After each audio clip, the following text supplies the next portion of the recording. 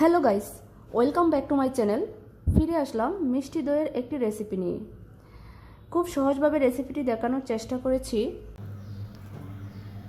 মিষ্টি দই বানানোর জন্য এখানে আমি 1 লিটার ফুল ক্রিম দুধ নিয়েছি, আর দুধটাকে আমি আগে থেকে জাল করে ঘন করে নিয়েছি। দুধটা ঘন হওয়ার আগেই এর থেকে আমি হাফ কাপের মতো দুধ সরিয়ে নিয়েছি। এখন আমি এর মধ্যে 1 টেবিল চামচ গুঁড়া দুধ মিশিয়ে নেব। এখন আমি এর মধ্যে 1 টেবিল চামচ গুঁড়া দুধ মিশিয়ে নিব। এখন এই দুধটাকে আমি ওই দুধের সাথে মিশিয়ে জাল করে নেব। গুঁড়া দুধ দেওয়ার ফলে কিন্তু মিষ্টি দইয়ের স্বাদটা আরও বেশি পরিমাণে বেড়ে যায়।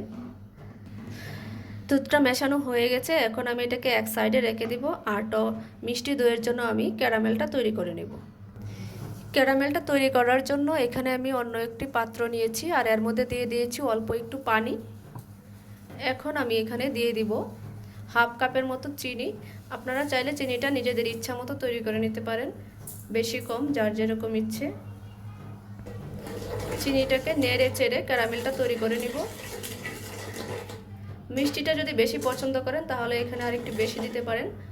আমি একটু কম পছন্দ করি, তাই আমি হাফ কাপের মতো দিয়েছি। দেখুন ক্যারামেলটা প্রায় তৈরি হয়ে গেছে। এখন আমি এই ক্যারামেলটাকে ওই দুধের সাথে মিশিয়ে নিব। ক্যারামেলটা আমি দুধের সাথে মিশিয়ে নেব। দুধের মধ্যে ক্যারামেলটা মেশানো হয়ে গেছে। এখন আমি এটাকে একটু ঠান্ডা হওয়ার জন্য রেখে দিব। একদম ঠান্ডা করা যাবে না। এই দুধের মধ্যে যখন একটা আঙ্গুল চুবালে তার তাপটা সহ্য করতে পারে, তখন আমি টক দইটা মিশিয়ে নেব। আমি এখানে হাফ কাপের মতো টক দই নিয়েছি। আপনারা যদি 1 কাপ টক দই নেন তাহলে 1 লিটার দুধের জন্য 1 কাপ টক দই দেওয়া যাবে, কিন্তু সেই ক্ষেত্রে পানিটা ফেলে দিতে হবে। আমি এখানে পানি সহ হাফ কাপ টক দই দিয়ে মিষ্টি দইটা তৈরি করব। দইটাকে আমি একটু ফেটিয়ে নেব।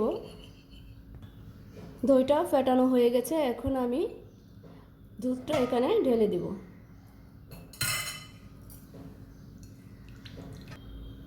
আমি টক দইয়ের সাথে পুরো দুধটা মিশিয়ে নিব। টক দইটা মেশানো হয়ে গেছে, এখন আমি একটি মাটির হাঁড়ির মধ্যে এই দইটাকে ঢেলে দেব। এখানে একটি মাটির হাঁড়ি নিয়েছি, এখন আমি হাঁড়ির মধ্যে দইটাকে ঢেলে দেব। দইটা আমি যেহেতু রুম টেম্পারেচারে তৈরি করব, সেক্ষেত্রে আমি এখন এই হাঁড়িটাকে একটা ঢাকনা দিয়ে ঢেকে দেব।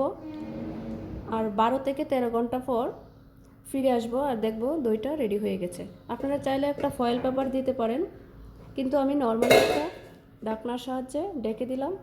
ফিরে আসবো দইটা তৈরি হয়ে গেলে। ফিরে এলাম 10 ঘন্টা পর। দেখুন দইটা একদম তৈরি হয়ে গেছে। খুব সহজ উপায়ে দইয়ের রেসিপিটি দেখানোর চেষ্টা করেছি। রেসিপিটি কেমন হয়েছে কমেন্ট বক্সে জানাবেন। যদি ভালো লেগে থাকে তাহলে চ্যানেলটি সাবস্ক্রাইব করে পাশে থাকা বেল আইকনটি প্রেস করে দিন। ফিরে আসবো নতুন কোনো রেসিপি নিয়ে। সেই পর্যন্ত সবাই ভালো থাকুন, সুস্থ থাকুন। Thanks for watching.